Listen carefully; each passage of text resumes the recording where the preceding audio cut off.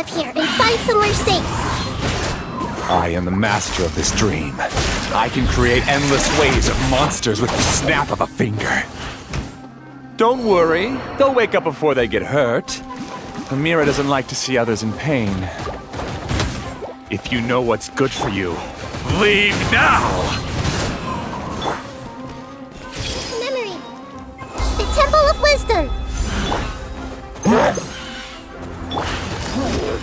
Here comes the catch. I'm seeing stars. Hey! Yeah!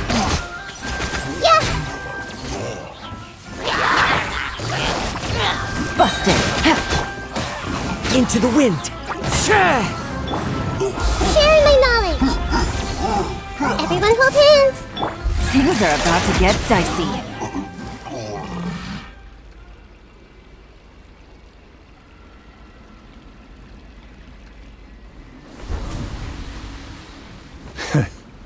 You haven't won just yet. This dream is mine! If I go into hiding here, not even an Archon can ever find me. And as long as people yearn for happiness, they will return here and rebuild this paradise! Hey, stop! What's that? The dream is spiraling out of control and is collapsing now.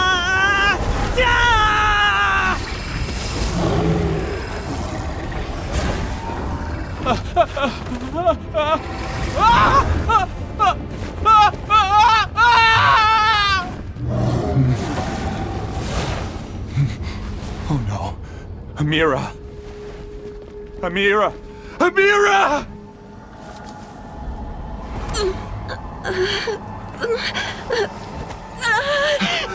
Amira, are you alright? I don't feel well. No, no, no! Please, no!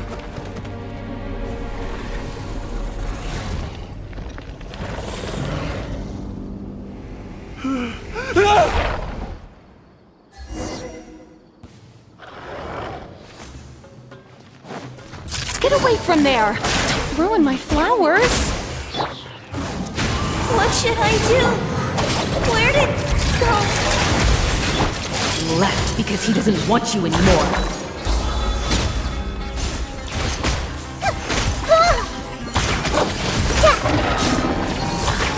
Who am I? I'm not Amira. Glad that's over. But what happened just now? He's not very proficient in using the Akasha's technology, and he spent a lot of Jnana energy creating monsters. Now the system is out of control. All the people he created also turned into monsters, including Amira. It's terrible, even for a dream. Even Paimon's freaked out. Paimon can't imagine what they're going through. The good news is that the chaos seems to have subsided. Now we only need to wake up the people here and let them return to their real lives. Amira. My dear Amira. They're all gone. It was just a big dream after all. I couldn't change my fate, and my knowledge turned out to be useless. What a cruel world. Do you still think this is our fault? I don't care about that anymore. The Jnana energy used to sustain this dream has all been transformed into monsters. This dream will soon collapse and my consciousness along with it. Let me disappear with Amira. I'd rather turn into dust than to ever wake up again. It seems that everything that's happened is too much for him. He's lost all hope. I think seeing Amira turn into a monster was punishment enough for him. After comprehending the hollowness of the unreal, it's time to revisit the meaning of existence. Existence? I'm different from the others. I've long given up everything outside of my consciousness. Using my knowledge of the Akasha, I have a way to extract your consciousness from here and put it inside a knowledge capsule. The academia has probably kept your body, so you should be able to wake up soon. No need. Just let me disappear. Reality means nothing to me now. This isn't compassion. I won't let you escape your punishment by simply disappearing. As for your life after that, it'll be up to you how you want to exist. Alright, Traveler and Paimon, we should go back. We can finally wrap up this whole thing.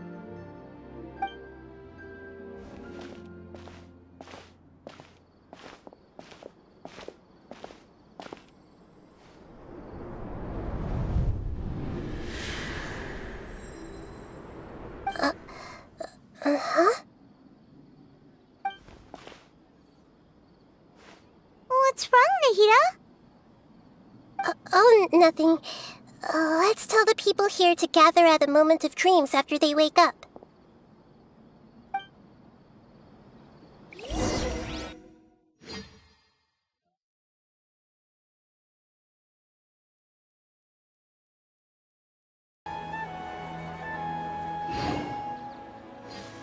Oh, great! You're awake! Everybody has started to wake up, and we've heard similar reports from around the city as well. From the looks of it, you were able to successfully resolve the issue. Yes, though it took us a good deal of effort. There will be many people gathering here shortly, so please do your best to maintain order. I need to go to the academia with them now, but we'll be back soon.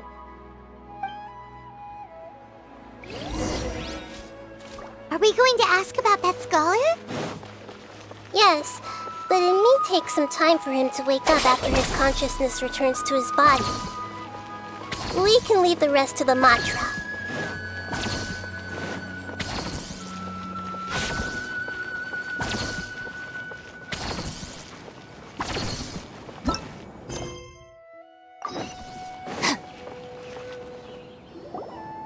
Oh, it's the great Dendro Archon. How can I help you? I would like to check the registration records of a Kasharawar scholar. He should be in an unconscious state right now. Okay, just a moment. Sorry to keep you waiting, Dendro Archon. We have confirmed that there's a scholar named Beinuni who's been unconscious for a while. The cause was improper operation of the Akasha. He hasn't regained consciousness yet, and is still receiving treatment at Bimarstan. Huh? Isn't his name Moses? I guess he didn't want to be recognized or bothered by anyone. Please, give the knowledge stored in this to the Matra and ask them to import it into Beinuni's brain. Understood. But for safety reasons, I need to know why. It's simple. This contains his consciousness. It's long been trapped inside of a dream. He's committed an act that affected the safety of Sumeru. After he wakes up, I'll inform the General Mahamatra of all the details. I see. I'll take care of this right away. Thank you, great Dendro Archon. No problem. Alright. Everyone should have gathered at a moment of dreams by now. Let's head back.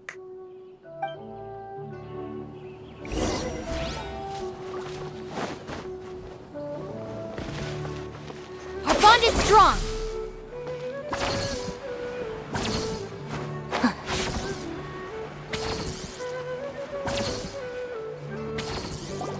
Let's be quiet and just listen in. I wonder what she's going to say. Hello, all of you who have just woken up. I'm sorry for interrupting your beautiful dreams. I may have acted a little cold when handling things in the dream. I sincerely apologize for that. Dreams have amazing power. They inspire us to remain resolute in the face of adversity and help those with aspirations achieve their desires. But dreams also have the potential to exploit people, confuse the senses, and distort the truth. Unfortunately, you were all chosen as prey for an elaborate scheme. As I've said before, I am still learning and cannot fully empathize with the pain of all the loss you've experienced. But just take a good look around you, and you'll see many other people who have had similar experiences. You should be proud that you've been able to gather here and look toward the future together. The path of life is long, and it's hard for us to see the destination. This leads us to ask a lot of difficult questions. What's the meaning of life? What's the purpose of my existence? Why do I keep experiencing pain and loss?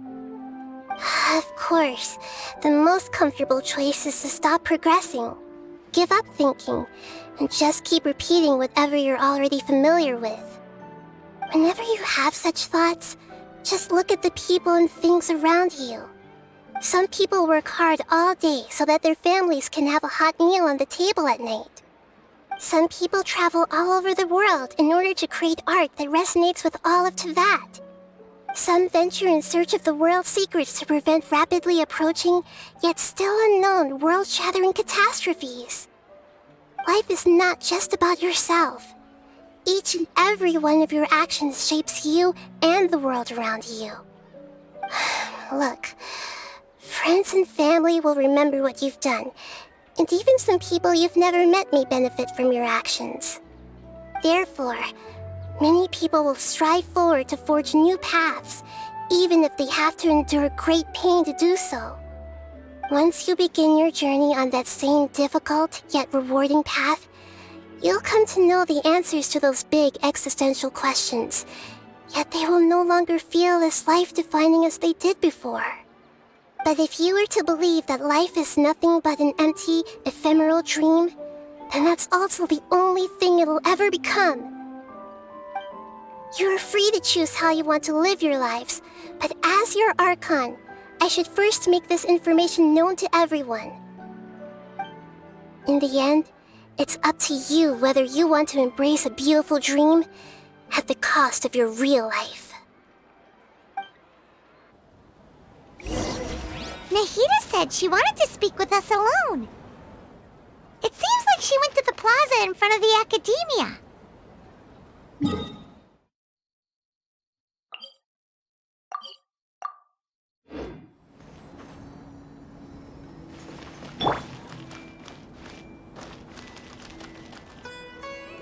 You're amazing, Nahida! Even Paimon was nearly won over by that scholar in that dream. Well, he's very good at manipulating the weaknesses of human nature, but perhaps he himself had fallen prisoner to them long ago. That dream was incredibly beautiful and enticing. Ordinary people couldn't see through it and easily lost themselves within it. But as long as you can still wake up, you can still move forward with your life. Huh? What makes you say that? Right! You said that you didn't understand human feelings, but we saw how considerate you were with all these people. Your speech just now really connected with everyone. You did a good job! Thank you. I've heard a lot of sad stories along this journey, and several of them have touched my heart. You can't say that the victims of the dream really did anything wrong, and what they wanted was also not unreasonable. That's why I could understand them when they tried to resist us and protect the dream. But all of my understanding and stirred feelings probably can't even account for even 1% of the pain they've experienced. I don't think this 1% can be seen as an example of what you call empathy. You're too hard on yourself, that's for sure. Alright. I suppose going out into the world will help my confidence grow. I've learned that emotions are nothing like knowledge, and that's why it's hard for me to put them into words sometimes. Beinuni, or Moses, said that I had never personally felt the pain of loss, but I have a vague feeling that this isn't true. The moment I entered the dream, I felt like I was wrapped in a blanket of warm feelings. It was so warm that it felt like I had returned to the start of my life, and I didn't want to wake up anymore.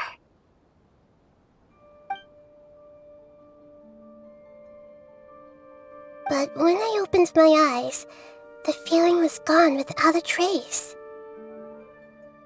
If I have to make an analogy for it, I would say I can no longer see words on a piece of paper after they have been erased, but I can still see the slight indentations of where the words had been written. But now that I've experienced this dream, I think I can say with confidence that I won't dwell too much on the meaning of that warmth. It's enough that I can tell I was once supported by that warmth, and its existence has allowed me to get to where I am today. If I dwell too much on its exact nature, I would be putting the cart before the horse. I gave a speech to inspire my people, so if I were to fail to live up to those words myself, then that would be too embarrassing.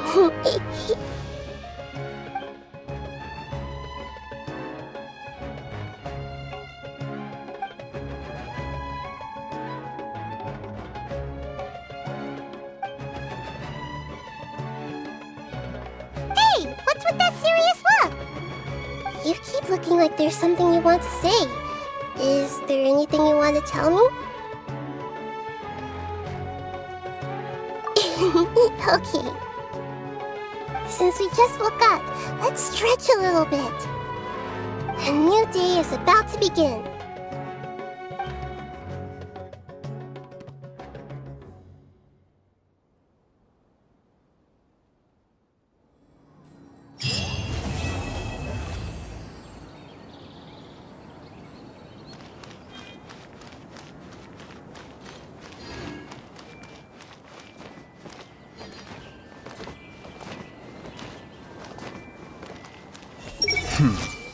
Narrow-minded Haravatat.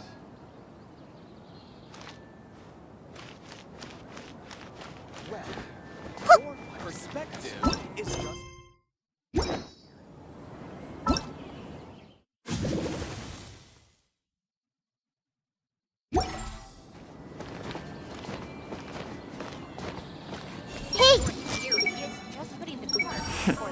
Foolish Vahumana.